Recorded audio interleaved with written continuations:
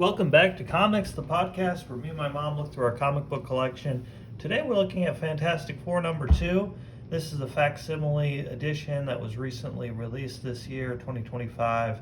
And this is the foil version. I usually don't get the foil versions. I kind of prefer to get the original texture or whatever. But you know what? This is the last one they had on the stand at the local comic shop, and I thought I'd go for it.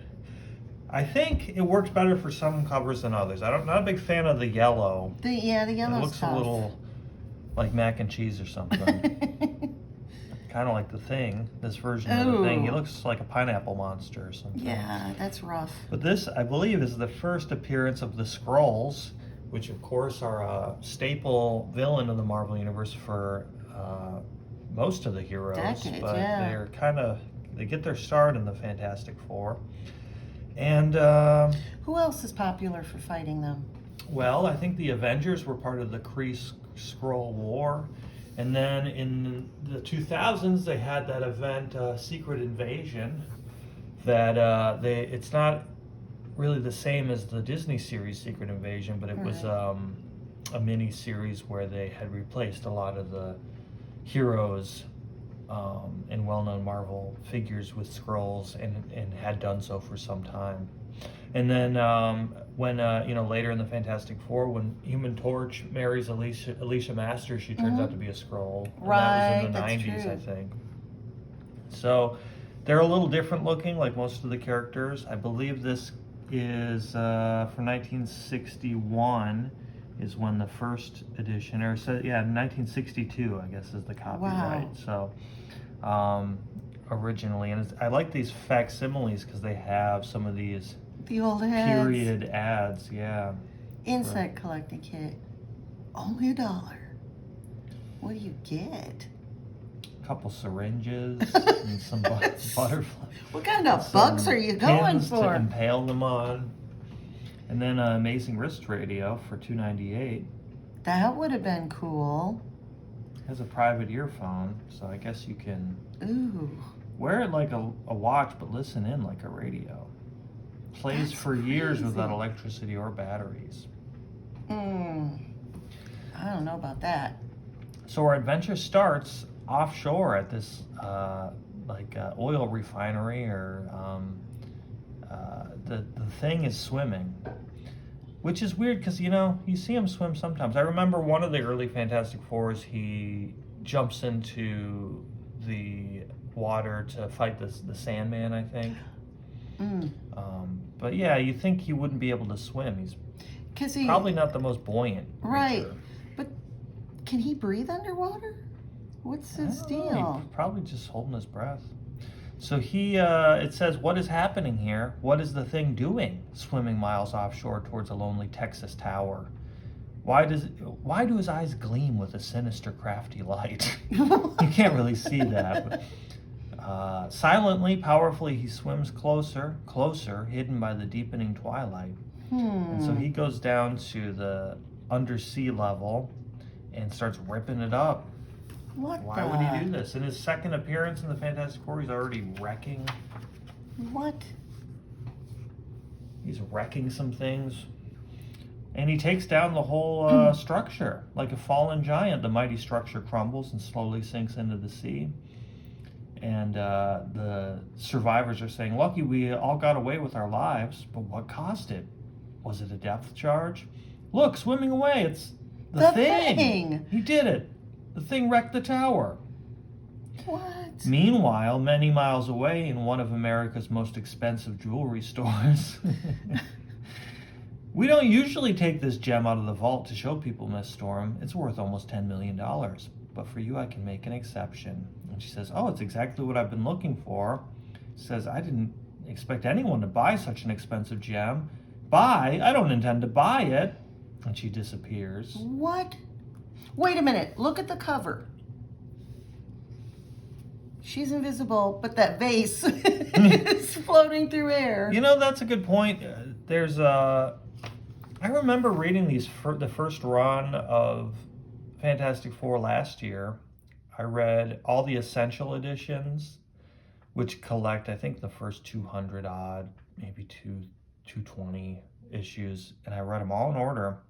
So it's all the Kirby Lee ones like this, and then it goes into some of the other creators like I think Marv Wolfman wrote it for a little while.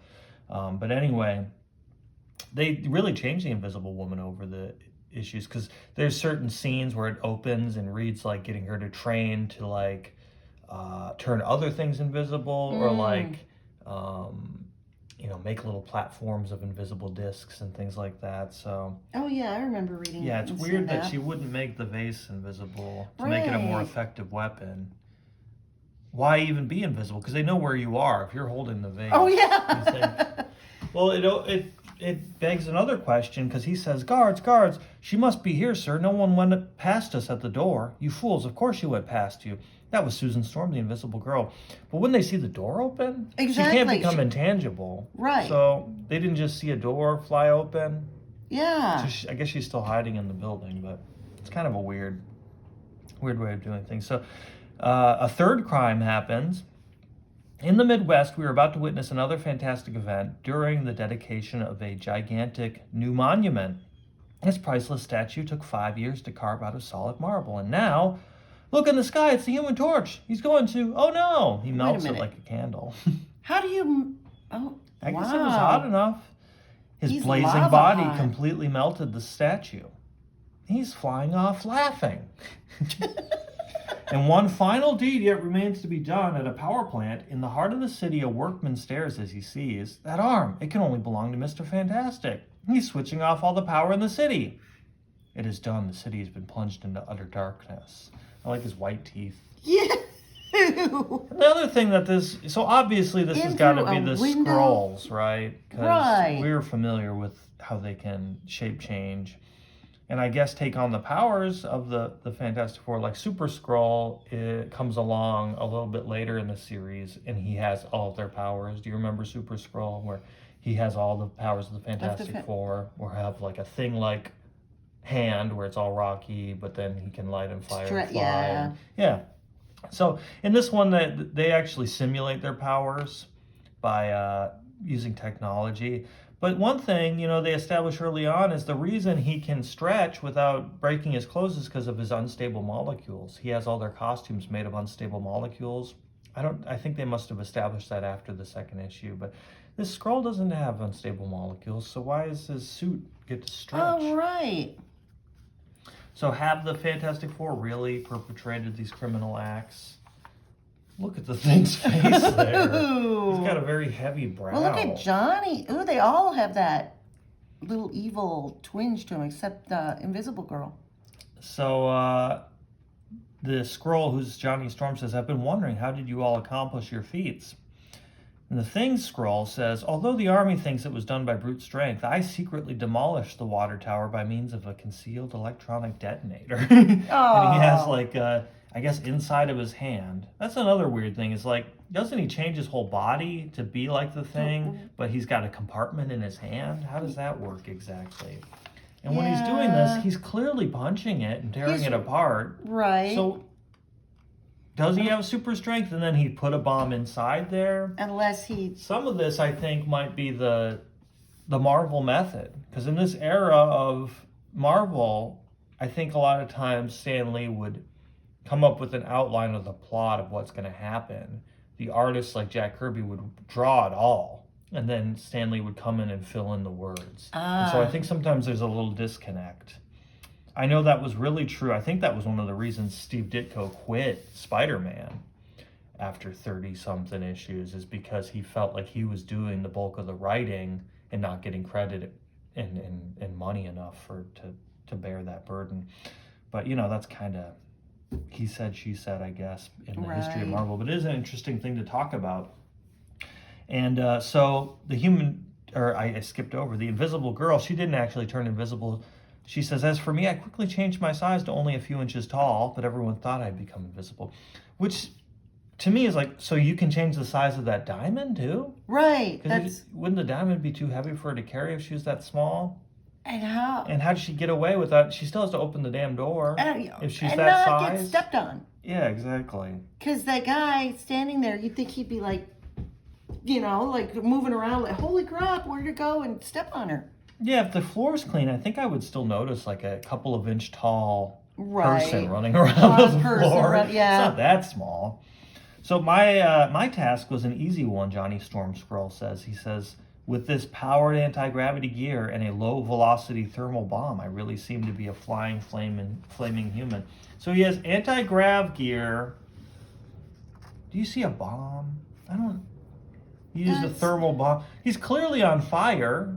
Right, and turning marble. Why not wouldn't it have been easier to just say, yeah, we can copy their likeness and their powers, so then you don't have to add the clumsy technological excuse. Well, Mr. Fantastic doesn't need that, because he says, as for me, I needed no special devices, for it's an easy matter for me to alter my body in any way I desire, just as it is easy for all of us to do so, which is why the unsuspecting Earthmen will never know that we Skrulls have impersonated their Fantastic Four. Their famous Fantastic Four. They're famous by their second issue already. Now, all that remains is for the Earthlings themselves to hunt down and destroy the Fantastic Four. And once the Fantastic Four are slain, no power on Earth can stop the Skrull invasion. Even now, our mothership hovers unseen above Earth's atmosphere, waiting for our signal to launch the attack.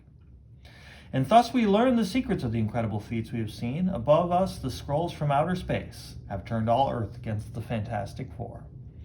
So this is, their first appearance. They look a little different than what we think of as the classic Skrull. They do have the little wrinkly chin. Yeah.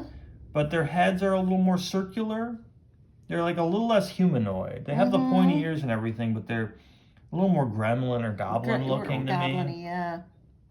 So meanwhile, miles away in an isolated hunting lodge, the real Fantastic Four are listening in.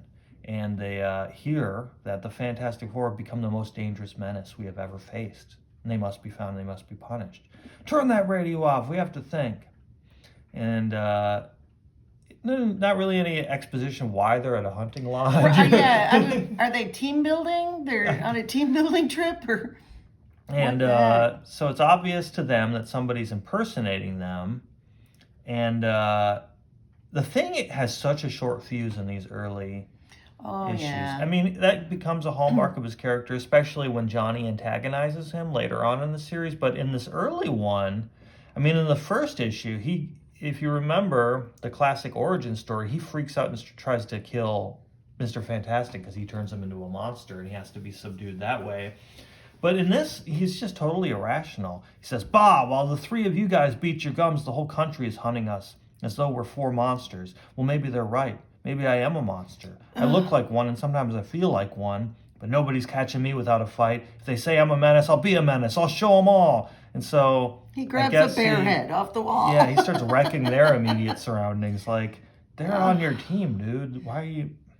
So this Verbo, we're going to get negative stars for this rental. That's what I'll do to anyone who gets in my way, is throw them out the window like a bear head, I guess. Reed, stop him. He's going mad.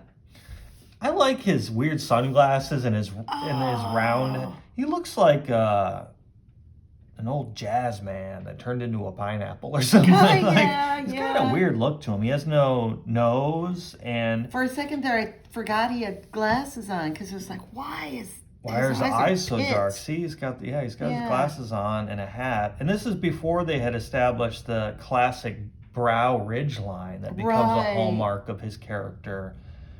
He says, "Easy thing, easy. We can't fight the whole human race. First, we got to find out what's behind the plan to discredit us." I wonder if Reed ever thought about wrapping both arms around him and then tickling him just to get him out of this. Look how pathetic he looks. It's like he's got bangs or something. He's got hair, rock hair. So this is a weird moment too, a little discrepancy I noticed. He says, talk. All you ever do is talk, but I'm not built that way. I want action. And Mr. Fantastic says, I know you do, Thing, but we can't fly off the handle. We've got to wait till we know who's behind all this. And the Thing says, wait, that's all right for you, Torch. At least you're human. He was just talking to... Yeah. So, there was some miscommunication. I mean, the Torch is there, but, like, why why does he single the torch out? Mr. Fantastic looks like He just a wants human to too. smash. That's all he's thinking. Yeah, exactly. It's a little goofy. I like the red backing on this panel. That's a nice panel. That's one thing I like about these old panels is sometimes instead of drawing the background of the room they're in or whatever, they'll just do a solid color. Yeah. And it's a good way to highlight the emotion or whatever. They do a little recap of, it was Mr. Fantastic's fault that they crash landed and went through that cosmic ray belt and he's punching stuff. I like that blue jacket on him. He kind of abandons that for the trench coat look in the more well-known thing era, but at this point he's still figuring out his style. Mr. Fantastic's in his flannel, or he's got like a lime green flannel, or he's got the dark green. Right. So they're recapping what their powers all are. We all know what those are. She could become a dotted line lady. He does look like an old jazz man, doesn't he? Yeah, he looks like he could be playing piano in a smoky club or something. Or he's like John Candy when he's playing the steering wheel and playing trains and automobiles. Yes. I like that there's auto mechanics. Whoa. Training for big pay made simple, quick new way. Like, I imagine somebody at a garage, like, how did you become a mechanic? Oh, Fantastic Four number 2. Found an ad in there, and then the rest is history. You get a portable Viso analyzer. Wow. It's kind of quaint that they would, I don't know that this was actually a way that a lot of people got jobs, but it's a interesting idea that you would find in a comic book, like a career path thing like that. You don't see that in contemporary comics, really. No. The other thing you don't see a lot, it's like, I guess you get winded from reading those 4 pages, and you gotta, part 2, I'm gonna go have a sandwich and come back. Thing has me worked up. I guess the target audience is little kids, so maybe they would like throw it aside and go poke a dead animal with a stick or whatever people did in 1962 for fun.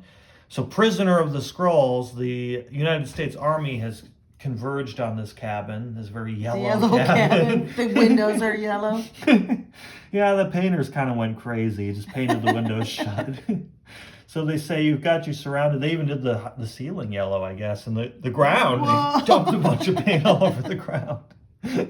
Wow. But they surrender to the army, and the army imprisons them in specially made cells. Okay. But, they didn't think it through that well. So first, we have the Invisible Woman. She says, they don't think we can escape. They think our powers aren't strong enough. Well, maybe you'd be right, but I doubt it.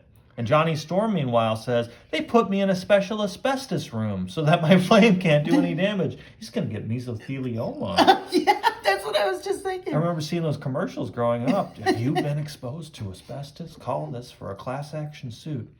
And so he starts tearing up the asbestos. That's got to be good without PPE on. But they overlooked one thing. I know that any room, no matter how tightly sealed, must have at least one air vent, and I've found it. So he starts ripping the floor up. I guess they had shag carpeting in there or something, gray carpeting. And in his light purple pants, not quite a Hulk purple, but a lighter purple. He kept his shoes, that's how good. do you fit into those loafers? He says, every inch of this cell is made of thick battleship steel. They're not taking any chances with me, but if you hammer away at anything long enough, it'll give in the exact same place with enough force. And so he bursts out, and Mr. Fantastic says, well, if I probe every surface with my elongated limbs, I'll find a imperfection, and I'll slip through it. Any tiny crack or anything. Through a rivet hole? Yeah, a loose rivet, a tiny crack, anything. He's like Plastic Man. And so the Invisible Woman's like, I know what I'll do. When they come bring me some hot steaming soup, I'll push past them. I like that fweet. That's a good onomatopoeia for a whistle. And the yellow on orange, that's really bright.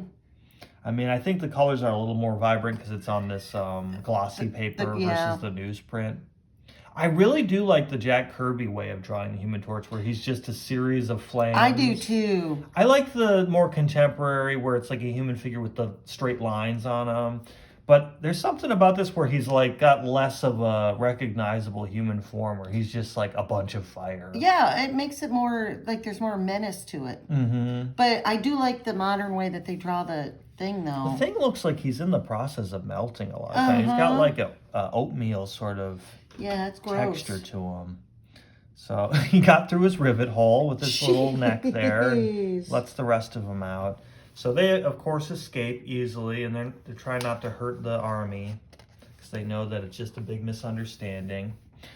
And so when they convene at one of their many secret apartment hideouts, something that they don't really follow up on later in the series because it's actually kind of a recurring bit that they can't pay their rent. For a long time over the series, they have their landlord come and be like, you guys are always blowing stuff up and I want to evict you. And then they have to kind of beat him up or threaten him, basically. Oh my gosh. The thing will like dangle him off the side of the Baxter building and stuff like that. What? Yeah, so anyway, apparently at this point, they have a secret hideout. Because I remember one of the first, it's not the very first, but one of the first Namor appearances, Namor pays Hollywood producers to film a movie with the Fantastic Four in it and lures them. He's like, this is his trap. He's going to get, and they're hard up for cash. So they go star in this movie. And Namor has all these like underwater treasure from wrecked ships. And, he's super rich. But it's kind of a goofy thing. Yeah, we did a comic. Did we do that one? Where it was Hulk. Or no, the thing showed up. Oh, that was a Marvel 2-in-1, I think, with Iron Man. Yeah. Where he's in a movie and, gosh, who was it? Was it Mysterio or somebody like that was making the threats real, like robots or something? Yeah, I guess maybe that's a callback to the early ones.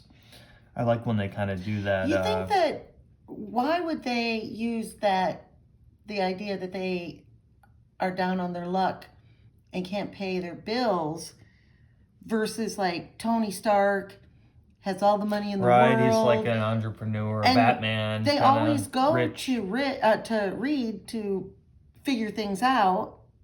I think part of it is to make him relatable. The way Spider-Man's like, oh, I gotta sell these pictures to Jonah Jameson and buy Aunt May some medicine. Oh, true. I noticed in the first, I think it's the first 34, 36 issues, or the Steve Ditko era. I just finished them, and I just got onto the first John Romita art ones. And it's kind of like a repeated hallmark of like, Aunt May's sick again. She's almost dead. And they don't really go into what's wrong with her, Yeah, just like, I'm really worried about her. And the doctor's like, it doesn't look good. And, and then that was in 1963 or 4. And meanwhile, she's still a character. She's still somehow and then chugging along. Played by Marissa Tomei in the And then movies. that's when she dies, when she's young. Right. Yeah. I actually like the Marissa Tomei. It's nice to have a different spin on her where she's not super old and frail. Well, and she wouldn't be, because a lot of times, like with my mom. It's his aunt. It's not his grandma May. It's Aunt May. So it's like, that's your mom's sister, your dad's sister is like 90? Yeah, like my mom was the middle child of 10. So some of her younger siblings are like 15, 16 years older than me rather than I guess in the bigger families they used to have yeah, back then, so there'd be it's a bigger age gap. Right. So, yeah, that's really weird to have her so elderly because she would have been within a few years of his parents. Yeah. You'd think. So they see in the newspaper, the Daily Globe, not the Bugle, a new rocket's going to be tested. So they say, if we go mess with the rocket, I bet those Skrulls that are impersonating us will think we're one of them. Kind of weird logic. So Johnny's like, I'm going to go mess with the rocket, and then they'll come meet me there somehow. It's kind of a weird stretch. Like, wouldn't they, there's only 4 of them. Wouldn't they know if one of them's going to the rocket? Like, oh, did he mention? I guess that's him. That's the fake one. Oh, good point. We get a little bit of a flare-up between Thing and Johnny. Who said you were going to tackle that job? I said so. Any objections? Ugh. Poor Thing. And Thing is in his trench coat and green pants. Yeah, he changed to his green pants and his green hat. He likes to match his hat to his pants. And of course, Reed has to come between them. Funny how old Reed looks too in 1962. He's already got white hair on the sides. And, 40s, 50s, maybe even late 50s, 60s. And now they draw him a lot younger, I guess. It's going to be interesting to see the Pedro Pascal. Yeah. Are they going to do I guess I watched the trailer already. I can't remember if they give him the white sidewalls I can't or remember whatever. either. We just watched that. But anyway, Sue says, Thing, I understand how bitter you are. And I know you have every right to be bitter, but we'll just destroy ourselves if we keep at each other's throats this way, don't you see? I see, and sometimes I think I'd be better off. The world would be better off if I were destroyed. Sue, call him Ben. Yeah, his right. You know? Thing. Hey, It's like we've known each other for years and now you just start calling me the Thing? Yeah. Like, it's okay that other people call me that. They don't know who I am. Sue. I thought you liked it. So here's the rocket, and Johnny is melting the launching. It's an unfinished launching platform. Oh. And the army's shooting at him, and they say he's too fast and too low. Our guns can't track him. And so now he's running off, and he says, it's now or never. If those imitators are anywheres around, anywheres, plural. There he is. Torch, quick, in the car. So they do pick him up, and these are the Skrulls. And they say, if I didn't know better, I'd swear you were Susan Storm and Reed Richards, 2 of the Fantastic Four. And she says, well, that's who we're supposed to be, isn't it? Minutes later at the aliens' headquarters. Yeah, they're a little goofy looking. He looks like Willem Dafoe. That is Willem Dafoe. You fools. Why did you bring him? He is the real Human Torch. But you thought what I wanted you to think. Wow. He looks like a... He looks a little bratty there. Yeah. Now that you see we are not of your planet Earth, you cannot leave here alive. Mister, no matter what planet you're from, I'm still gonna be too hot for you to handle. So he shoots the Fantastic Flare into the air. Uh-oh. And I guess, it must be easy for them to figure out where it's coming from. Because I understand there's a flare, but it's like, it could be in any of those buildings. Do they really see the whole arc of it? I like this, he's flying around him. It would be easy for him to just draw him burst into flames, but giving him like a trajectory that way with the line of flame. I guess that's what they mean when they say Jack Kirby had such a dynamic style with the motion and the action and stuff. So let's see. No, you're not trapped. You're not trapped yet. It's the 4th alien, the one who impersonated me. So the evil Johnny comes in. With the aid of the chemical cylinder, which I have strapped under my shirt, I too can burst into flame. Look out, we're going to collide. And I guess colliding makes them fizzle out. Yeah, that's a really weird... They didn't differentiate the color of his skull cap the way they did in the other panels. So he's just all green. You'll never be able to warn Earth about us now. Yeah, says who? The jazz man thing comes in. Why is he wearing his glasses? Cool looking. He still isn't in time to save you, Torch. Nothing can save you now. I think we've seen this Grit ad or a similar one in newer comics, but I guess you never did have. You never read a Grit magazine? I don't have one. No, I've never seen one. They were pretty common back in the day. Oh yeah, me and my sister thought about it for a long time as kids, thinking we should get a Grit route, but there's probably not enough houses close enough living out in the country. No. You get exhausted going around. And our blocks were like a mile each, Yeah. instead of like in the city. So this is the next part. Fantastic Four fight back. And they start whooping on the Skrulls. They dispatch them pretty easily. I like how Reed just holds them up at gunpoint. He's always sneaking in the windows. Yeah, he likes to sneak in the windows, especially when he was turning off the power. I like how when the Skrull was impersonating Mr. Fantastic, he doesn't need to see where he's stretching his arm. Yeah. And I also like how there's one switch. He's switching off all the power to the city. That must be the power to the city switch. Like, it's just one switch. What if you accidentally bumped up against that it one or something? Switch, yeah. It seems like they need a fail-safe or something. So Reed holds him at gunpoint, and the thing's going to crush him with that giant blue desk. He looks like his bottom lip is He's like pouting. he's pouting. Easy thing, easy. You don't know your own strength. You'll kill him. Let us handle it. They've made us outcasts, turned all Earth against us. They've got to pay for that. Hear that? This is your last chance. Talk or I'll turn the thing loose on you. No, keep that monster from us. We'll tell you what you want to know. Jeez. We Skrulls have an invasion fleet waiting above your atmosphere, but before we attack Earth, our leaders wanted to be sure that the Fantastic Four would be unable to fight us, for we know of your dread powers. Looks like a stalemate. We've got the 4 of them, but there's still a mighty invasion fleet menacing Earth. We must destroy that fleet somehow, or Earth will never be safe. But how can the 4 of us hope to stop a whole invasion? There's only one thing to do. They masqueraded as us, now we pose as them. I like how half of his face is in shadow that way. But then his eye is still lit up? Yeah, it's ominous. And so they go to their water tower ship. Oh, that's a great moment. We'll get to that in a second. But I like that because it kind of breaks the fourth wall a little bit. So they go to this innocent water tower atop this building. They climb into it, and it's a spaceship. And they go right up to the mothership. And the Skrull leader says, "So you've returned. Is your mission accomplished? Are the Fantastic Four dead or imprisoned? Shall I signal the invasion?" "There can be no invasion. The Fantastic Four cannot be beaten." "No, it can't be. It can't. Earth's defenses can defeat us." "I must have proof. Do you hear me? Give me proof." "Here are actual photos of what we would face if we invade Earth."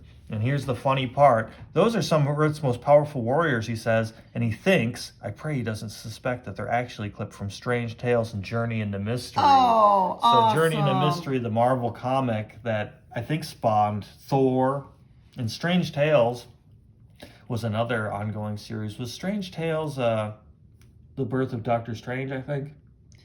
It would make sense with Strange. But yeah, some of those stories, became the ongoing titles of individual characters. So it's funny, he's using Marvel Comics to convince them. And he says, the Earth has thousands of those hidden space mines which would destroy an invading army. Not to mention an army of giant monstrous insects ready to crush any alien invasion. What? I'd like to see if these are specific issues that they're referring back to. Incredible, unbelievable. We've got to leave this galaxy at once before those terrifying creatures discover us. If you hadn't warned me in time, we would surely have been slain. Quickly unmask and join us as we leave this accursed planet forever. No, we must stay behind and remove all evidence of our presence on Earth. We shall sacrifice ourselves so that you will be safe. Never in our history has there been so noble a deed. Take this highest award of your bravery. Ooh, you don't know the half of it, brother. Right? Oh, look at his face. Yeah, he's getting uglier as lips. We turn the page. Ooh. And it's such a perennially introduced idea. It's such a repeated idea that the Thing turns back and forth and back and forth. He's a monster, and then they cure him. That even in 2025 with new comics like One World Under Doom, they're turning them back into human. And back in 1962, it was no different. It's funny because there's a few different stories over the history of Fantastic Four where they find a cure, or at some point he becomes human, but he has like a Thing suit he gets into when he's depowered, or like there's a robot that he can control, or he can control the transformation himself and turn himself into the Thing back and forth. But this happens even in the second issue, because they're going back to Earth in their water tower ship, and they have to pass through the radiation again. And apparently it only affects Ben. It doesn't, no word about how it affects the other 3, but he returns back to a human. So, it's funny to think that Reed not being able to cure the Thing is just like a repeated plot point over and over and over again. But it's not a new one. It was their second issue ever, and they've already established this. I do like these pinups that they used to put in the old comics. Yeah. But gosh, I wonder how many kids ripped out a page of a really valuable comic to put on their locker or whatever, or their bedroom wall, defaced them. I like this ad. I can paralyze a 200-pound attacker with just one finger. Where is she? China stamps. Whoa. I don't know why you want stamps from China, but wow. How to speak and write like a college graduate. I think we've seen this guy with a full-page ad before. Look at his head compared to his body. That's weird. And he's concave. Only 99 cents. You could be concave. Yikes. So, in the final part, the Fantastic Four captured. They've been cornered by some local police here in New York. And you know, the Thing's lucky break is short-lived because he immediately turns back into his primitive form, his monster form. Oh. Sue says, Ben, don't lose hope. You became normal for those few seconds. That might mean the power of the cosmic rays is growing weaker. Someday you may turn normal again for good. She's right, pal. That was just a start. So they're going to arrest the Fantastic Four. Maybe they don't feel it because their powers aren't visible all the time. Yeah. And so during that point, they don't even try. It wouldn't be obvious that they changed. That's true. You know, that's actually a really good way later, a couple hundred issues from now, or close to, Reed loses his powers for a while, or they start to weaken, and he has to find a way to regain his own powers. So that's kind of a different variation. Or there's another, I don't know if it's the Roy Thomas era or the Marv Wolfman era or what, but where they all age rapidly. They get shot by some kind of Skrull weapon where they turn super old, and they become weaker that way. But so anyway, they're going to be arrested, and it says, with sirens blaring, the armed motorcade speeds towards its destination. Those crimes were not committed by the Fantastic Four chief. It was a quartet of aliens impersonating us. Sure, Reed, sure, and I still believe in Santa Claus, too. But as they go to the apartment, holy Hannah, that thing was never spawned on Earth. Shut the door again, hurry. I can't, it's too late, it's a toothless snake. He's gonna gut me. Out of the way, weaklings, let me handle this. And I like this spiky monster. That seems like something I would have drawn when I was a little kid. Yes. Here comes another one, more gruesome than the first. Bullets will never stop those creatures, so the torch subdues him. There goes the third one. It's unbelievable. He becomes a bird, but Mr. Fantastic stretches out a window again to capture him. Wow. So they get 3 of them, but there were 4, right? So he says, moments later, after the 3 Skrulls have changed back to their normal forms, they convince the police that they were framed. We still have one big problem left. That, my young fiery friend, is what do we do with those 3 Skrulls? If we put them in prison, they'll probably turn themselves into caterpillars and slip through the bars. Chief, will you trust us to solve the problem for you? But there's a weird discrepancy because the police officer says, so they're the characters impersonating you 4 and committed those crimes, eh? That's right. The 4th one is on his way to another galaxy with the rest of his invasion fleet. Do you remember that happening? No. What? Yeah, the last time we see him, so they subdue the 4 Skrulls here.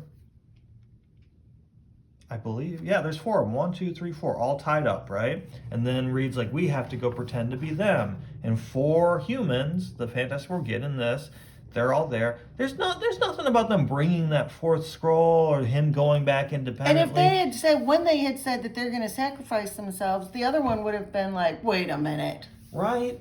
So it made me think that maybe Jack Kirby drew, he had in mind that all 4 of them were being defeated, but Stan's like, well, one of them turns into a snake, one's a spiky guy, one's a bird. I guess one of them left off panel, so he went back to the mothership. Like there was some weird discrepancy where they didn't really think about. That's funky. I thought you were going to say that it turned out to be the chief because he's sweating. Yeah, that would have been a good twist, actually. All of them get to fight one except for Sue. That's a hallmark of Stan Lee's run, too, is he does not give Invisible Woman much to do. Yeah, other than look good. Or get kidnapped. Or sometimes turn invisible and like steal a key off somebody's belt or some stuff or the like bubble. that. The bubble For a while she can't even do the bubble if I remember correctly. That's like an invention they come up with partway through the series. Wow. So Reed's like, we'll figure out what to do with them. He says, what will we do with them, Reed? No matter what we do, they can always change their form and escape. There's one way we can be certain they won't escape. No, don't kill us, don't. I like the look on his face. I remember now. We promise to cause no more harm. We'll live among you in peace. We swear it. We hate being Skrulls. We'd rather be anything else. So be it. I will tell you what to change into, and I will hypnotize, there's a typo there, hypnotize you so that you will forget your previous identities. You will remain what you become for as long as you live. Will we have a peaceful existence? Promise we'll be contented. And so it came to pass that the 3 captive Skrulls became the most contented creatures on Earth as they grazed peacefully out in the pasture. Moo! So ends the menace of the Skrulls. Yeah, but I got a feeling there's even worse trouble ahead. Hey, Thing, how come you're such an optimist? The end. And he turns them into cows and erases their memories. I remember that, and yeah. It's kind of cruel. What if they get butchered and made into hamburgers? Yeah, I mean, I lived on a dairy farm, and we still butchered some of... Radio, television, electronics. You get a career off of this page, too.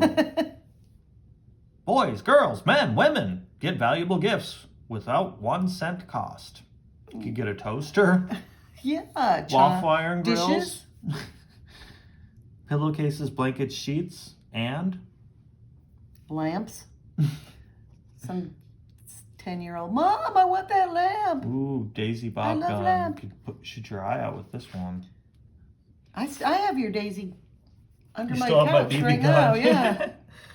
So, yeah, that's Fantastic Four #2, the first appearance of the Skrulls. A goofy, lighthearted sci-fi romp. Yeah. With maybe some continuity issues, or at least well, from my point of view. We have another very yellow-looking cover from yes. the old age of comics, but probably even before 62, if I had to guess. This is a facsimile of Detective Comics 140, and this should be the first appearance of the Riddler. Of the Riddler, yeah. He puts you in a clothes hanger. That's the toughest riddle of all. How does he make him that big? Yeah, it was interesting. You can really see where the Adam West era of Batman drew inspiration from. This Absolutely. very in fact, goofy version. During one part of the story in my head, I read it as Adam West. Yeah, just kind of came out that way. Does he do the Batu-C? Well, it was during the Batu-C. But the colors are vibrant. Period correct ads as well. I do like, and the DC facsimiles, they're on the paper stock. So I like that too. I kind of like that for the old comics a little bit better than the shiny, the glossy paper. Yeah, I do too. So let's see. So this is the reprint from 2023, and 1948 was Holy the original. cow. So whoa. That's crazy. Riddler was, around for quite a while before they even dreamt up the Fantastic Four. Right? And in this picture, they give him a lot more movement than he... Yeah, what the heck are those? Puzzles. You know those little metal puzzles? Oh, like at Christmas time, they bring out like... Grampy would have those. Yep. Little... Impossible puzzles. And it brain says, teasers. Calling all mystery fans, we defy you to solve these 3 sinister riddles. Who is the latest criminal to challenge Batman and Robin to a deadly game of wits? Who is the villain to use riddles, jigsaws, acrostics? Yeah, and all types of puzzles. He's writing acrostic poems. The dynamic duo. Who places Batman and Robin in a maze of doom where only courage and ingenuity can fathom freedom? There is but one answer to all 3 riddles, and his name is the Riddler. Wow. Yeah. But with every bad guy, there's always... I don't know. We're starting with his origin story. Well, of course. So he's in school. If you look like that, you got a head shaped like that. His chin. Look at that chin. And but look at his hairline. He's in school, but he's like balding already. He got held back a lot. That's why he's got a complex about his intelligence. But his teacher is announcing, tomorrow each of you will receive a disassembled jigsaw puzzle. The first to put it together wins a prize. And he's like, oh, I ought to win for sure. After all, my name's Edward Enigma. But then it shows him cheating. He takes a picture of it, goes home, has to develop the film. And of course, the next day he wins. Look at a smug look on his face. And it says, Enigma soon became known as a puzzle expert among his friends who didn't know that he cheated. So he has one of those metal puzzles, and he's, kind of teasing, hey, try to solve these. He has another one where in the one that he gives people, he closes up everything really tight and uses tools to make it so that they can't be Well, solved. his theme is he likes puzzles, but he likes cheating. He's cheating. That's not. I don't think of that as the more contemporary Riddle, or is he's very clever. Yes. But in this one, he's not. No. He just cheats. Yeah, and here he has behind his back the original, which is easy for anybody to do. So he fixes, and so in this... He's just like a scammer. He's a con man. He sets up like a little booth, like at the fair, where if you could put this puzzle together, I'll pay you if He's you always can. just putting stuff behind his back. Well, he uses this ink that he can see with his dark glasses, that's nobody why he's got else. those cool glasses on like the thing. Yes. And so he goes, I'm clever enough at puzzles to baffle even the police. Yes, and Batman too. Why don't I commit puzzling crimes? So, but his decor is all these puzzles. So he's fooling himself. But he goes, I'll make each crime a duel of wits between myself and the law and fix the puzzles so I'll always win. But first, I'll need an appropriate costume. Of course. So it looks like he pats out the butt. And look at him. Yeah, with these butt pads, Batman will be so distracted. Ew. The Riddler. That's what I'll call myself, for that's what I'll be to the Batman. So that night, as a crowd watches Gotham City's newest and cleverest advertising sign, the Cross Cleaning Company presents its nightly crossword puzzle for your entertainment.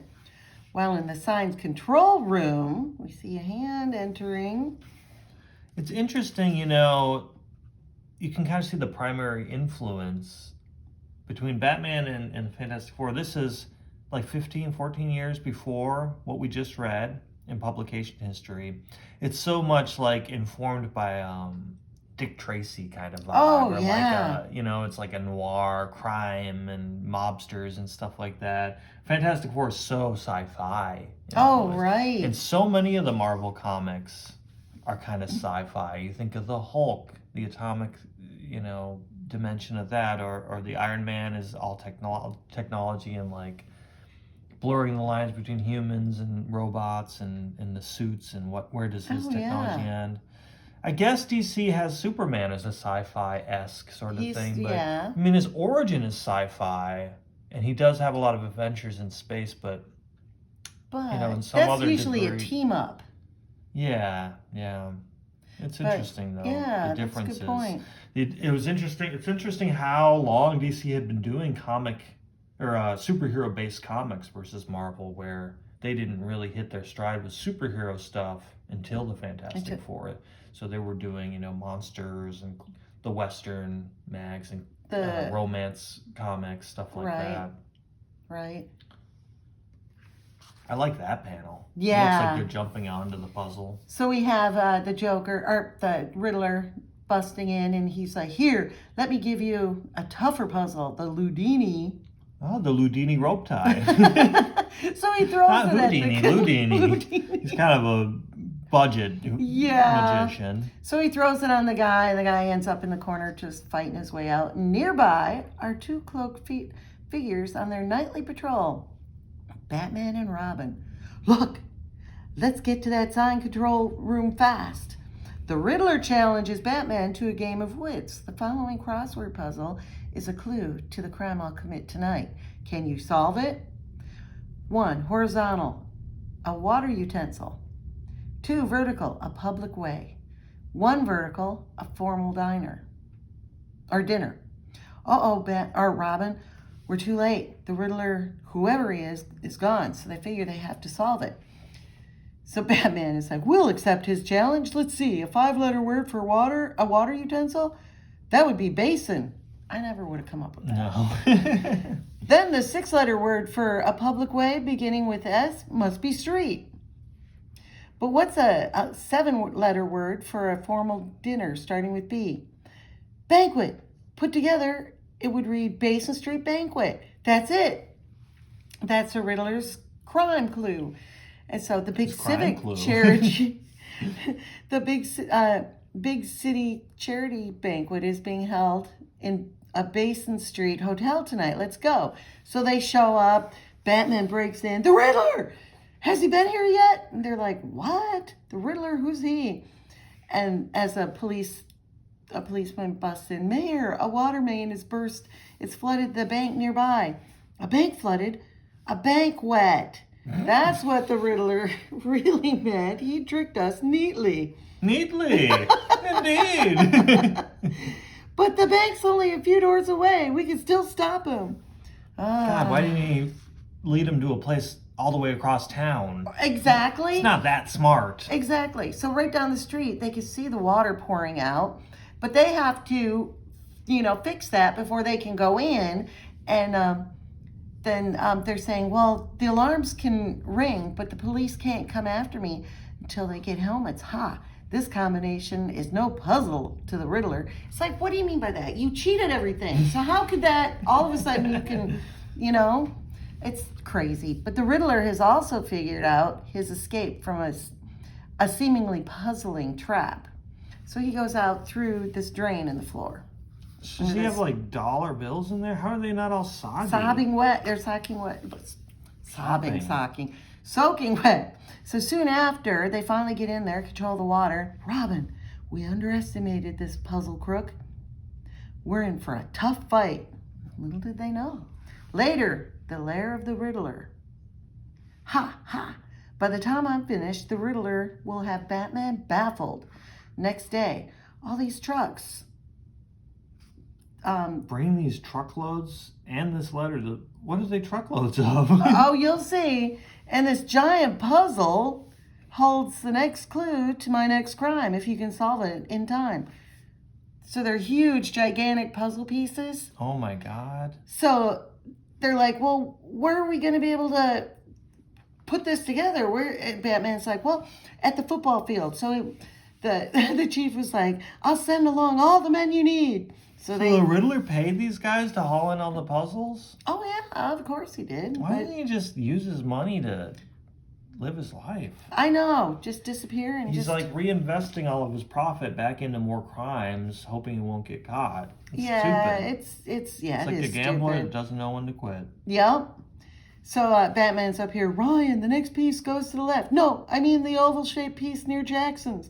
So finally, after long perplexity, they're finding all the edge pieces. Yes. And so an eagle's nest, an Eyre, and there's an Eyre nightclub atop a downtown skyscraper. Will be ready for the Riddler this time. So they think, but look at how big it is compared to the truck. Holy crap! Yeah. What do you do with that now that you put it together? At this football Glue it together and frame it. So they're up there. You go on up to the nightclub, Robin. I want to check on something first. Okay, I'll call you by my belt radio if the Riddler shows up. So Robin's up there. No sign of the Riddler yet. People are dancing under the giant eagle. While nearby in a wealthy art lover's mansion, Batman wouldn't guess that the eagle's nest I meant is the home of Harrison Eagle, the millionaire collector. Wouldn't I? He's sassy. Yes, he is. I figured your game of wits was a crooked game. I thought you might. And right here he says he'd never guess. And I thought you might. So I prepared a little puzzle to keep you busy, just in case. Here it is. So he's got the millionaire tied up, and the kerchief across his mouth is suffocating him. And so... Breathe through your nose. Yeah, here's the oldest riddle of all. Oh, a smoke bomb. Yeah, so here's the oldest riddle of all. For you, where was Batman when the lights went out? A smoke bomb. By the time the dense smoke clears, and he's the Riddler will get away, and I can't follow him, knowing Eagle will suffocate inside that puzzle. And so what he does is he looks at the puzzle, and he sees the little obvious places where they've scraped together, and he follows it like a map to untwist. And just in time, he gets him and frees him. But afterwards, it's a grim Batman who rejoins Robin. The Riddler's staging a crime charade in this town that we've got to stop. That man's dangerous. This is a nice little drawing, though. them against the moon. Meanwhile, this huge piece of corn cob, that'll do nicely for my final challenge to Batman and Robin, a riddle to rid me of them for good. So at Higgins Canned Corn Factory. That's hilarious. That's a big corn. That is a big corn. Big puzzles, big corns. So next morning, a driverless truck. You've seen the Wienermobile, the Oscar Mayer. Have you seen the corn truck? The corn truck hurdles without a driver. So we'll be killed. Dear Batman, here's a corny riddle to tip you off to my next job. Why is corn hard to escape from? The Riddler. Suddenly, something cuts off the careening juggernaut. It's the Batmobile. The Riddler doesn't care if people are killed, so long as he has his fun. They're so serious. Corn suggests cornmeal. Bad jokes. Maze. Maze? Another name for corn is a maze. It's hard to escape from. And there's a big glass fun maze out at Pleasure Pier amusement park. Of course there is. At the amusement park, I'll take your receipts by means of an acrostic. Acrostic to you. You just hits them with a staff. Ooh, how clever. You're beating people with a stick. Abruptly, here he goes into the maze. If you want me, come and get me. So they're running around the maze. Of course, Joker, or the Riddler's done it, so he's got it all planned. And so once outside the maze, the Riddler seals the trap. He's prepared. You don't think Batman's got a wrench on his belt? Well, he could probably do that too, or glass but cutter. It's on the outside. Well, he goes, I've hidden a bomb inside the maze. It will blow up the whole maze in a half hour, and you with it, unless you can find your way out. And they're trying. This is shatterproof glass. We can't break through. We'll have to find the entrance we came in before. So Batman uses this diamond on his badge. Oh, wow. I know. Batman's badge. I know. That What came is out that? of nowhere. That came out of nowhere. It's like, They gave him a badge? with diamonds on it? A diamond badge for Batman. I got diamonds on the soles of my feet. So he's marking their path as they go, and they get back. He's like, I'm positive this was the entrance, but it's been closed up by the Riddler. There's no way out. And he's waiting to see that bomb destroy us. And he's looking at us right now. So, yeah. And there we go. We've got one chance, but it's a long one. Gathering up this carpet from the floor and pile it up against this panel. What? The Batman scrapes a match. Fire won't crack open this shatterproof glass. No, but heat expands metal more than it does glass.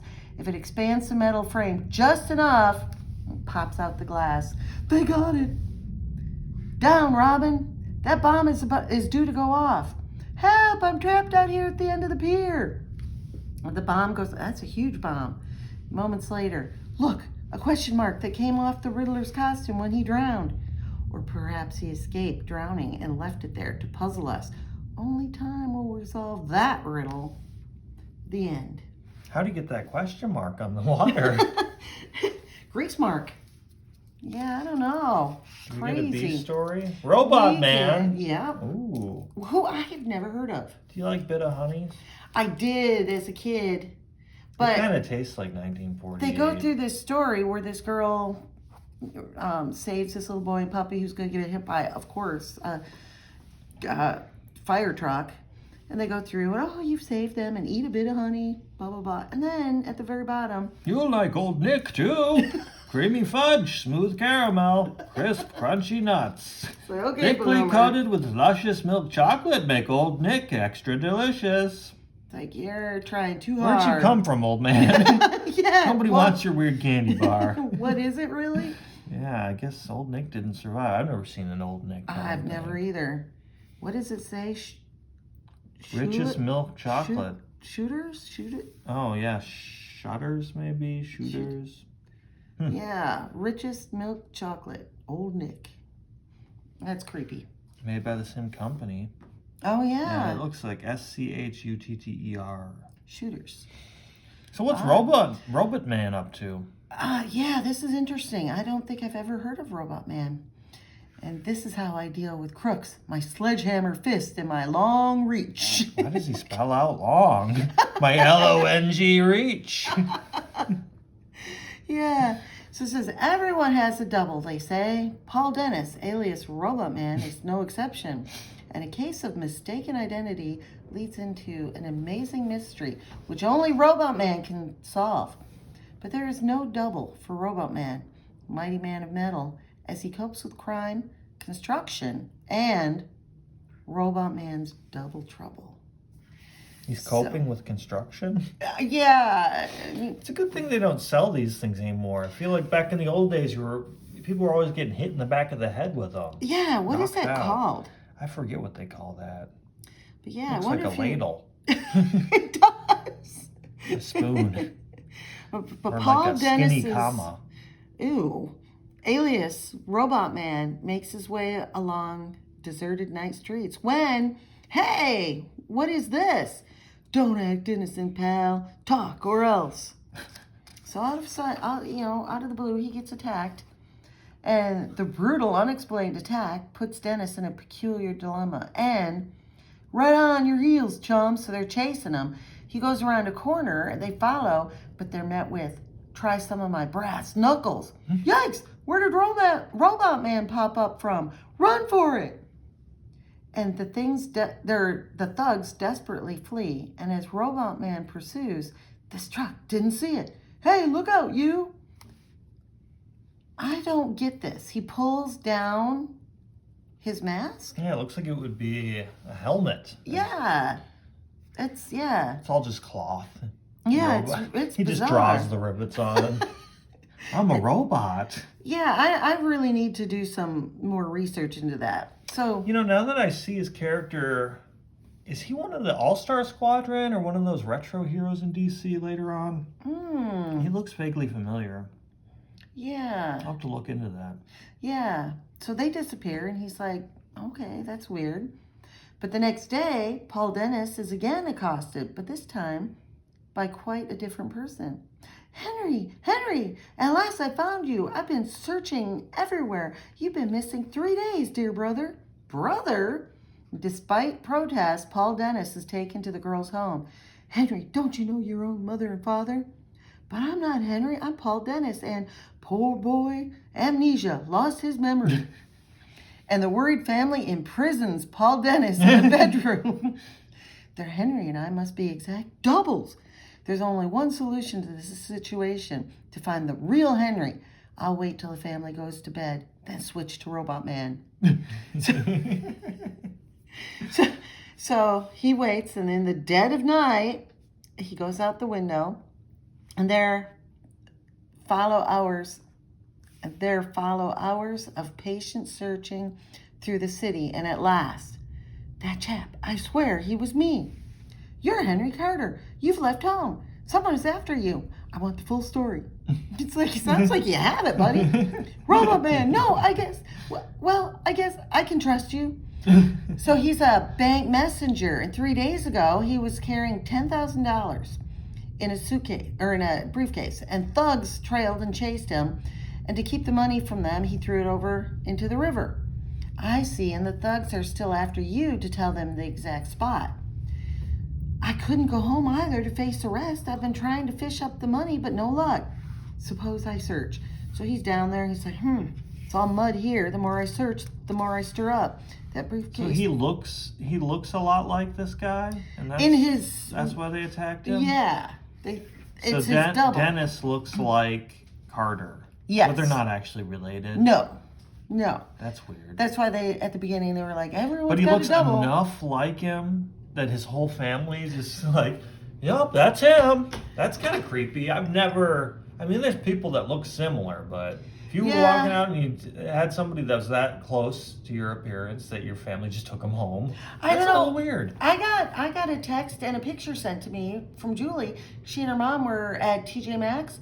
They turned the corner and she thought it was me. They both thought it was me, and they were like, hey. Did she take a picture? Yeah, she took a picture of the lady and sent it to me.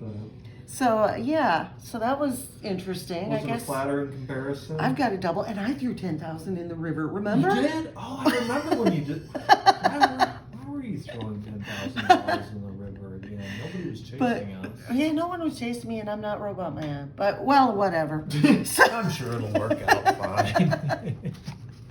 So, ooh, that's a cool panel. I yes. don't mean to skip ahead. Oh, he's got his trowel, too. I we'll was just doing that kind of work. We'll get to it. So he's like, you could keep fishing, Henry, but I think I'd better round up 10,000 quickly so you can pay off the bank and go home. Which is nice. I thought, well, that's kind of naive, because he's just taking him by his word, you know? Gosh, he's got a buzzsaw arm. The next day, what will I pay you to finish this whole row of houses? What I'd pay my workers if I could get any. Even back then, they were like, nobody wants to work. Yeah.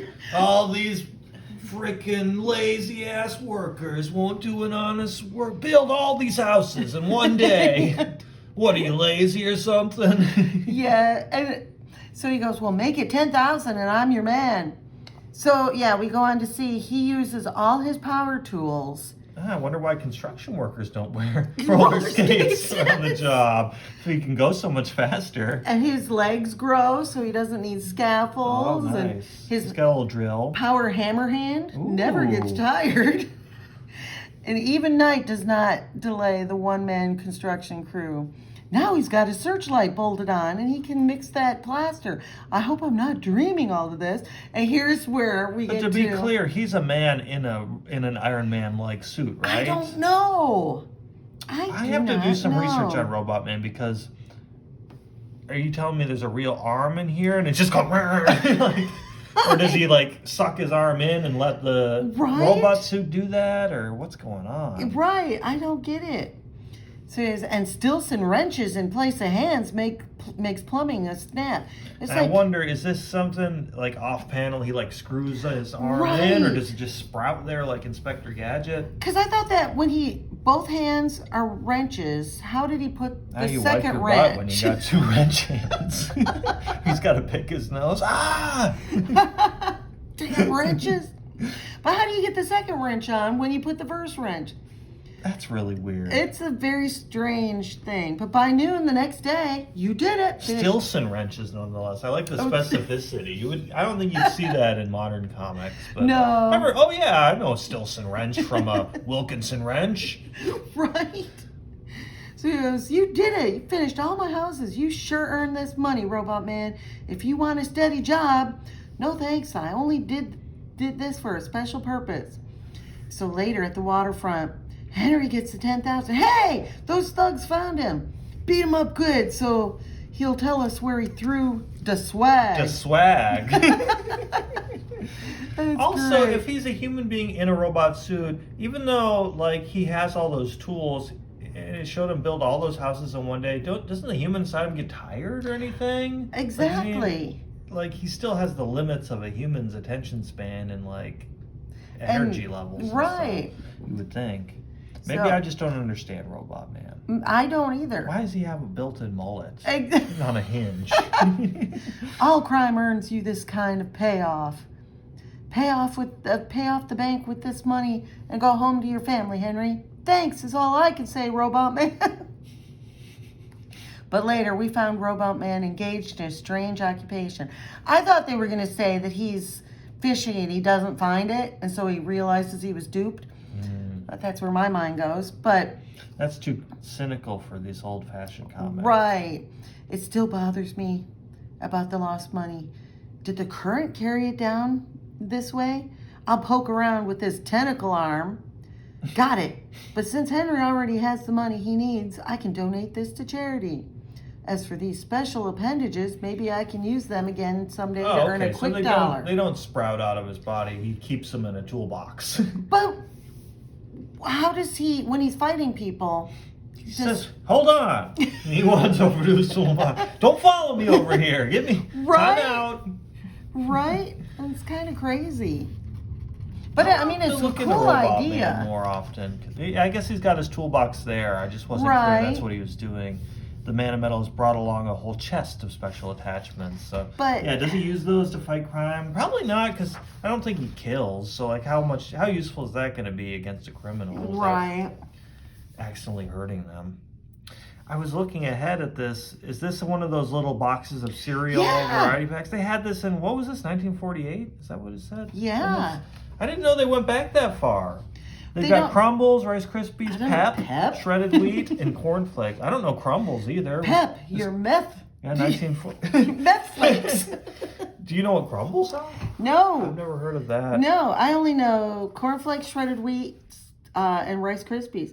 But you know what? We used to get those, especially if we go on a trip in the van. Yes. And me and Brenna would like fight over who got which ones. Yes, I remember we'd get these when we went on vacation, and in the hotels that was before like the breakfast that you get now. Yeah, like continental breakfast. These they had little lines, dotted lines, and you'd cut it out and open it up and open up the little bag in there and pour your milk in there and eat it wow. right out of the box.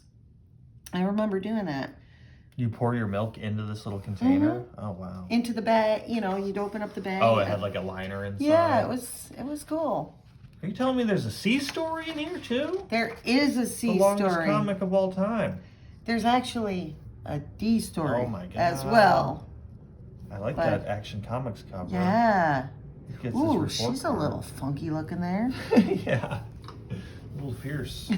Well, Slam Bradley, Slam huh? Is that Slam Bradley? Well, very often it takes a dog catcher to catch a dog, but here's a new twist. It takes a dog to catch a dog catcher. But that's because those two sly dogs of detectives, Slam Bradley and Shorty Morgan, know how to indulge in canine capers in which one of them, guess who, becomes dog for a day. God, they're so verbose. These old comics. Yes. Even the So- Fantastic Four one, they're a bit wordy sometimes. They are. So it opens showing in the Pedigree Pet Shop where society folk buy animal pets. He's showing As her this opposed to dog. human pets? Give me one animal pet, please. And this woman's like, he's wonderful. I'll buy him. Kindly send him right out to my house. Later, well, that's our next job, men. Tomorrow night, Shep will point out Mrs. Gotrock's jewels, and next day, we'll kidnap Shep again. Bull, you're a whiz. He gets that dog to balance a beam On his back. hind legs. Well, That that's to seems show, to demonstrate how well highly he's- trained they are, of Yes. I've never seen that trick, though. They break in, and just like they predicted, Shep goes right to the perfume bottle. He's like, what? Instead of jewels, he goes, why don't you look in the bottle? And he pours out her jewels. So the dog Oh. saw it. So the next day in What the a office, weird little character. I know, he's drawn lifelike, and he's like, He's a cartoon in a realistic world. yes. So in their office, these crooks always seem to know exactly where the jewels are hidden, Shorty. Yeah, and did you read where the victims' dogs disappeared the day following all 4 robberies? And a few minutes later, your hunch was right, Small Fry. The victims told me that all the dogs were bought at the Pedigree Pet Shop. Let's get down there, Slim. This guy's got red floor, orange walls, and a purple ceiling. That's a funky aesthetic. Out on the purple street. On their way out, and the pink buildings, on their way out, this dog runs by and almost trips him. He's like, hey, that dog has a license. You can't take him. The dog catcher's chasing him. What's it to you, stupid? Scram, or I'll take you in, too. What? It's just so What's it to you, odd. stupid? So, not if I put you in the can first, moron. So he, The garbage cans are the Okay. exact same color as his entire suit. exactly, he's standing on one. You got to keep me there, Runt. I'm a jawbreaker. This is cruelty to dumb animals. That will teach him some new tricks, Half Pint. So he throws them in with the dogs. Can't teach an old dog new tricks. Oh, Are they, that big ring. calling these guys they're beating up dumb animals? Uh-huh. Yeah, that's crazy. Yeah. It's very punny. Mm-hmm. Can't teach an old dog new tricks. Oh, that big ring he wore hurt me when he socked me. It looks like he dented him. You got a hole in your head. We need to go to the emergency room. I'll say he socked you, and the ring left some initials printed backwards in your skin. In the mirror, they read BGG. BGG? Say, those are Mrs. Gotrock's initials. How do you get that ring? So is he supposed to be a little boy? That's how he talks Look to how him? small he is and how cartoony he looks. I It's like know. Charlie Brown's hanging out in Gotham or something. So the next day, yes, he's like, well, Oh my one of us is God. going to have to go in undercover. Guess who it's going to be? It's like, oh, I'm not leading a dog's life in any plan. The way they word things. I'm not leading a dog's life in any plan. Yes. And so shortly, now to make the dog catcher capture you and learn where he got that ring. It's a doggone dirty trick on me. Ow, so he goes and bites. Like, So does the suit come with dog teeth? Or does he have the outline of a child's mouth on his thigh? Tooth imprints from a human being. And how does he fit in the costume so perfectly? Exactly. It's so convincing. His butt has a big circle. It's really This is bizarre. really goofy. It's some dumb mutt biting the dog catcher. Ow! Take that mongrel to the dog pound. Woof. Woof. I like the dots. And home was never like this. I gotta get this guy's attention. Thanks, pal. Say, the chow in this dump's terrible. And he's smoking a cigar. Yes. He's like, our chow's good enough for you, dog. Huh? A talking dog? As a result of that, yeah, he's sitting there smoking. Sure, I spoke. I learned to talk in a dog act on the stage. They called me the Great Siberian Windbag. Why is he Siberian? Well, he says here.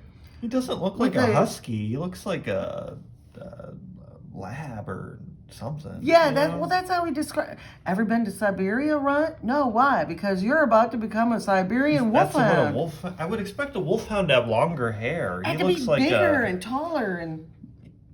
Hey, he looks like a That hound. looks more to me like a wolfhound. Yes. Yeah. So now I've hoyed everything. A mutt that talks just like me? Say Shep could only lead us to the jewels. This mutt could tell us the combination to the safes. Now we're getting places. The side eye.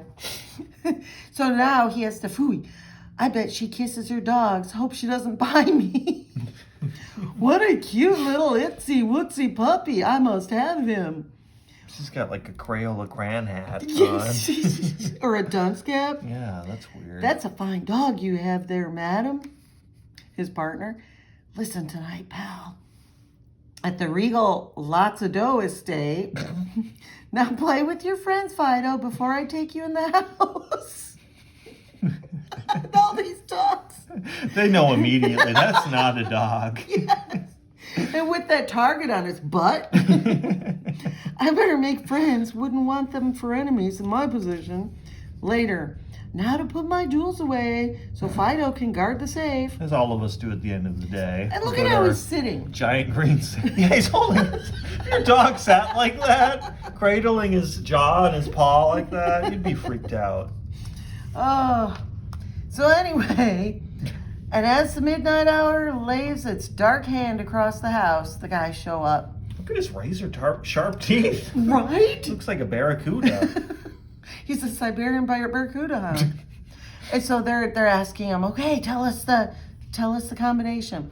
So he's trying to take enough time for his partner to show up. So he's like, Oh my god. These are L2, R6, so long. 2 left to 7, 2 right to 8, L3, R4.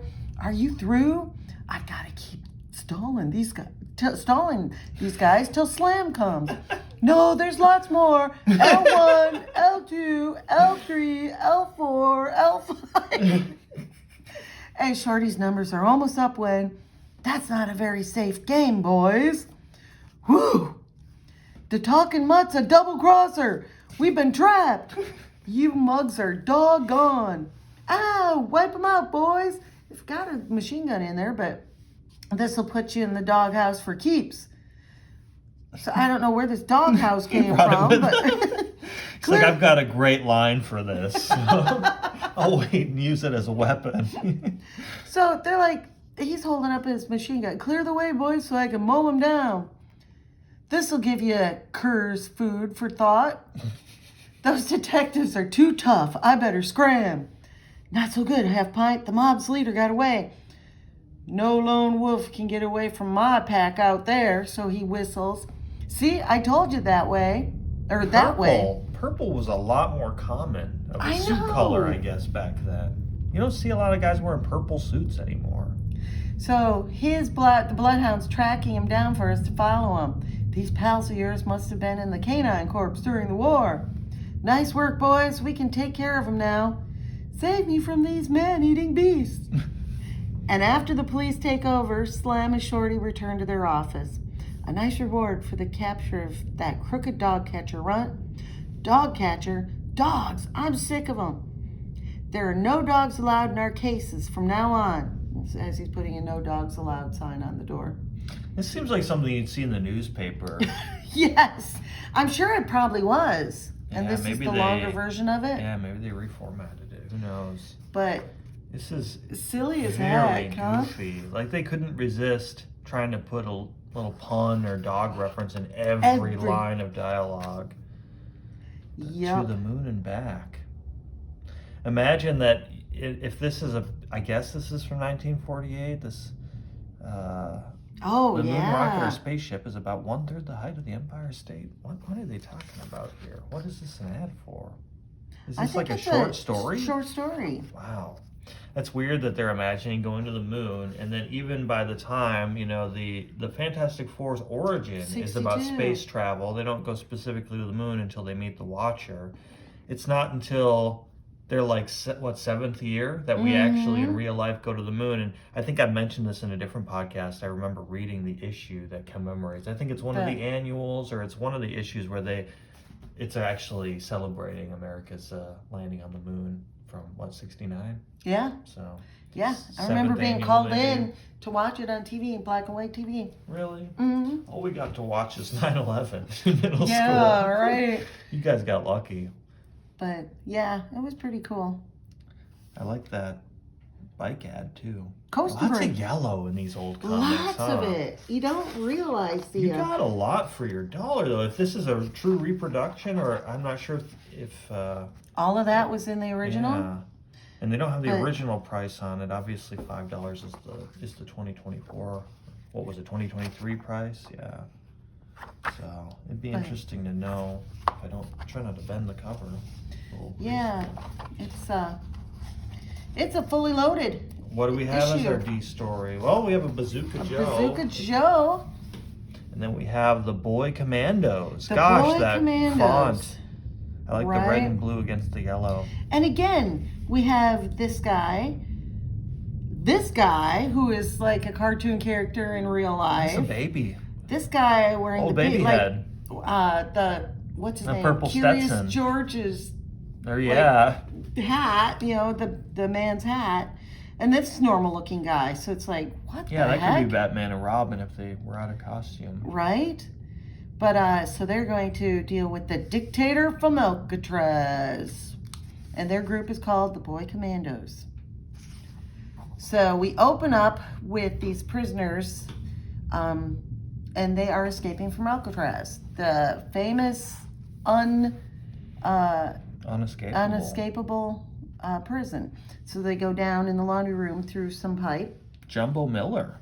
Jumbo Miller should be your name. I Yeah. guess you have to lead a life of crime if you're Jumbo Miller. If your name is Jumbo.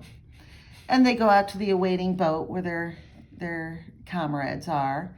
And before dawn, the sloop sails south before a strong wind. Hey, ain't we heading home? Yeah, but a new home. A 2-bit place in South America called Bodolia, where some of my boys are arranging a special homecoming. Bodolia. Oh, yeah, Bedolia. Bedolia. So as they pull into town, a week later, when the sloop lands, at a Bodolian port where a reception committee awaits. Welcome, Jumbo. I got things all lined up. I hired all the native bandits plus our own men, and we're ready to take over. You and me. You and me, eh? Wax the crap out of them. Look here, Sonny. There's no room here for we. I'm handling this job from now on like this. What a jerk. Well, to get out of Alcatraz, you have to saw through the Hulk pant tunnel. The Hulk pant material tunnel. That's what makes it so difficult, because they can withstand the transformation of Bruce Banner. You know, you have to get a special adamantium saw. Of purple. Yeah.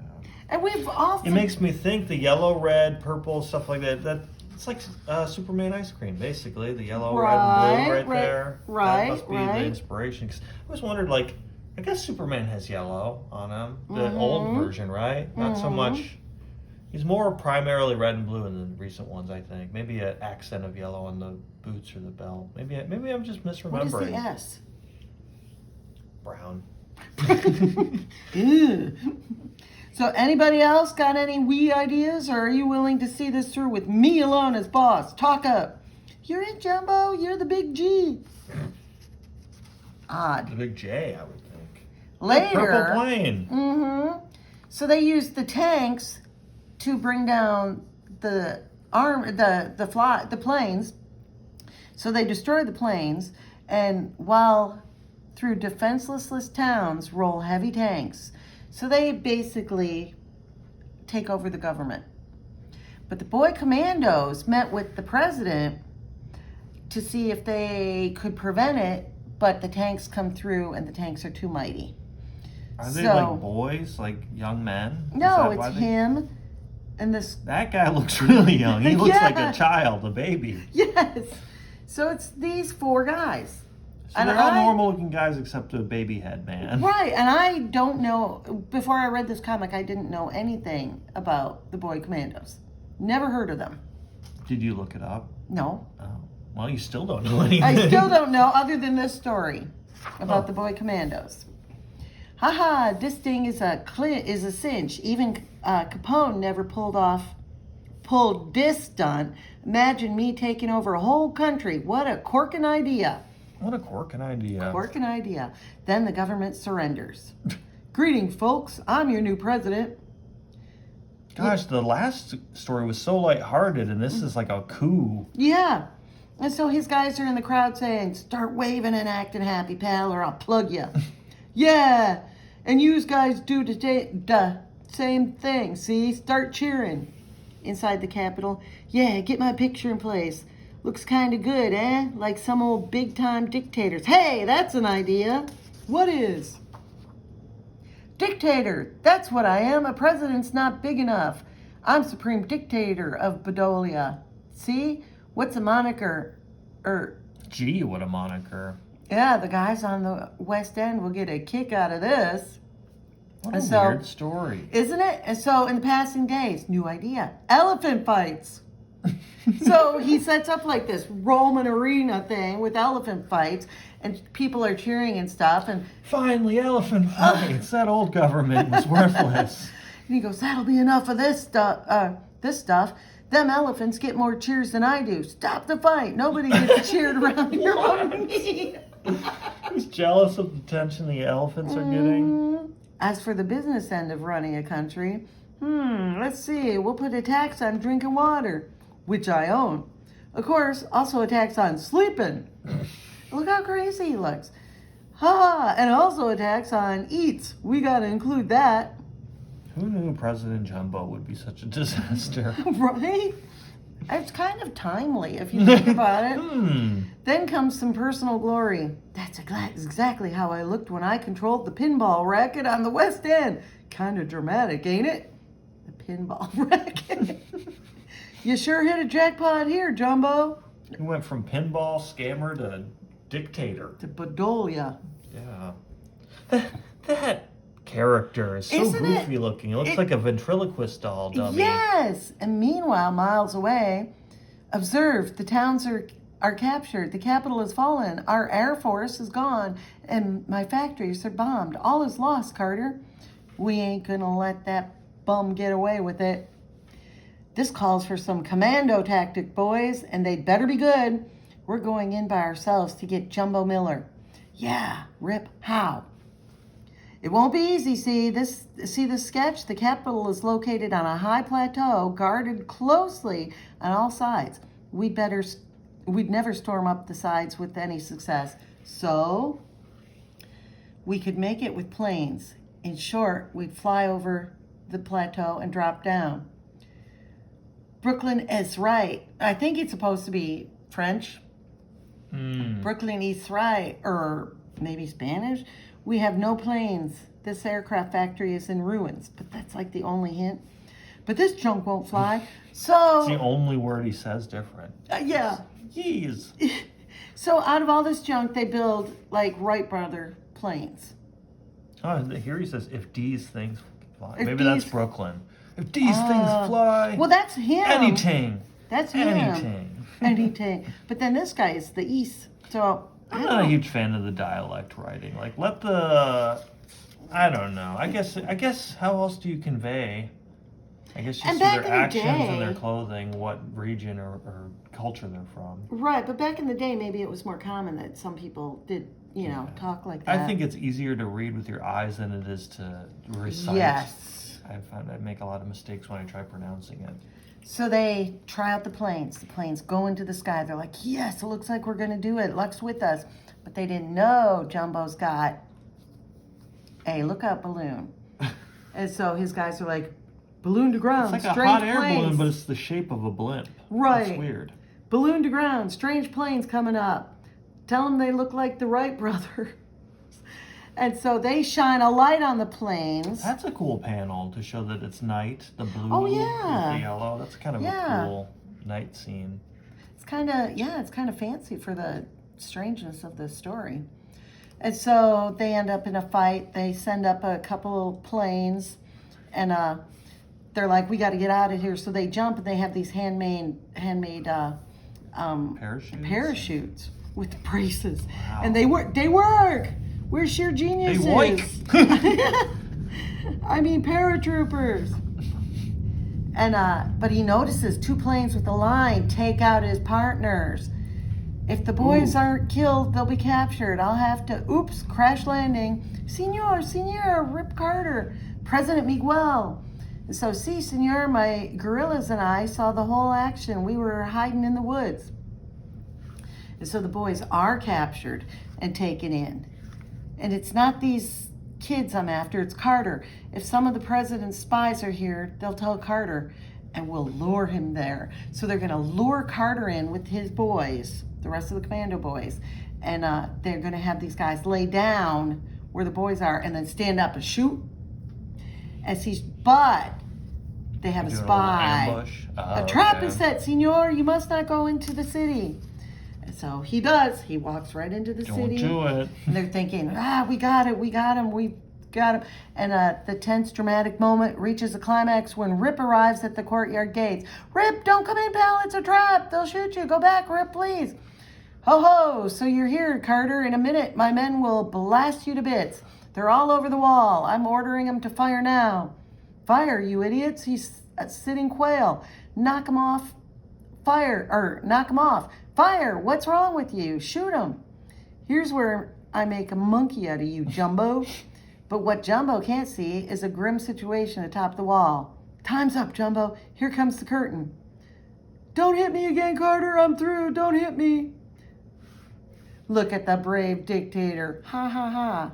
Or ha, ha. He turned out to be just as cowardly as Hitler and Mussolini.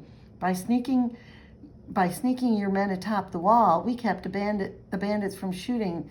That turned the trick. Captain Rip Carter, my country will not forget you and your fearless boys. Adios, senors. Hasta la vista. The end. What a strange story. Isn't it?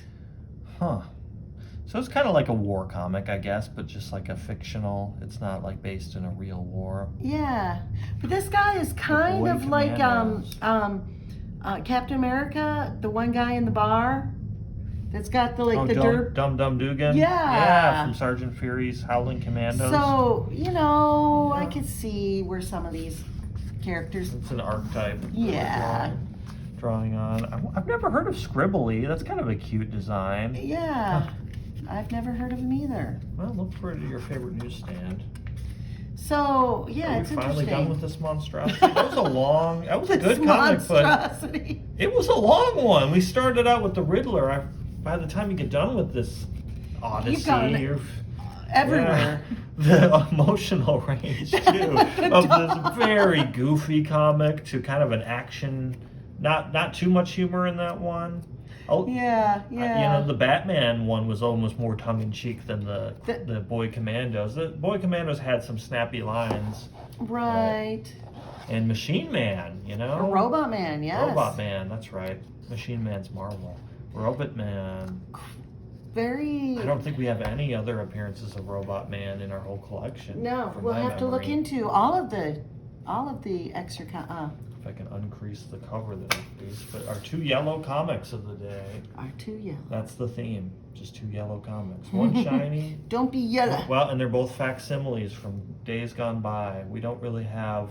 I don't know that any of our comics in first edition go back to 1962. They certainly don't go back to 1948. No, my I think mom the would have oldest been 6 Fantastic years Four. old.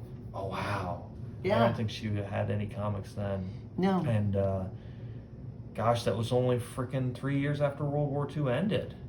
And then 62, I think the oldest FF and Daredevils we have are still like late 60s, maybe 66 or 67. Wow. So, that's what's the fun thing about these facsimile.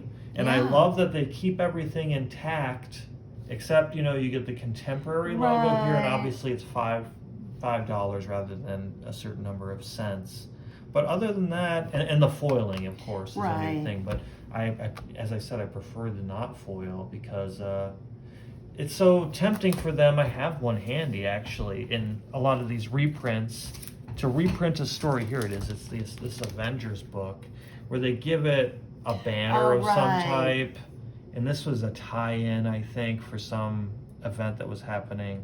But I believe it's a reprint of an Avengers from the 80s, but it's a newer, as you can tell from this Yeah. box, and the contemporary And- Marvel logo and such. Like, it's still fun to get for just $1, but when Yeah, they put it the is. effort into recreating the minutia of the cover without intrusive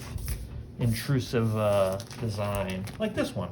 Right. This There you go. facsimile, all you got the contemporary barcode and the contemporary Marvel and the But $5, but it blends. Yeah, it's not yeah, it as does. obvious, you know. and that's not. Oh wow! Look at how And chunky it's $5. the It's thing is. not like $50 or something. Right. It's accessible. Well, for when you want to read them. I don't think if I bought an actual one that was like in perfect condition, I would ever take it out of the Right. I'm plastic. kind of glad we don't own any like CGC graded comic because it's kind of, to me, it's a burden. intimidating, I like yes. to flip through my comics, and we've got some that are worth maybe $50 or $60. That's pretty cool. I think the but, like, tattoos is maybe 100 or something. well, and then a lot of them wouldn't even get their top market value because there's little imperfections and stuff. We take pretty good care of our comics, but that's one thing I like about our collection. It's a living collection. Yes. We take them out, we look at them, we read them. Yes. We're not trying to like create some hermetically Right. sealed collection for a museum Right. or try to like cash out on the value of them. That's you gotta love comics. They're not just little artifacts to stow away like a squirrel with nuts. Exactly. It's like keeping your toys in the box. Get them out and play with them. Yeah. Yeah. I wish I still had all my old action figures. Yeah. But I'm It's- glad that when I was a kid, I played with them and not try to covet their collectability. Yeah. Anyway, thanks for watching this, and if you enjoyed it, give us a comment and a like and a subscribe, and watch the next episode.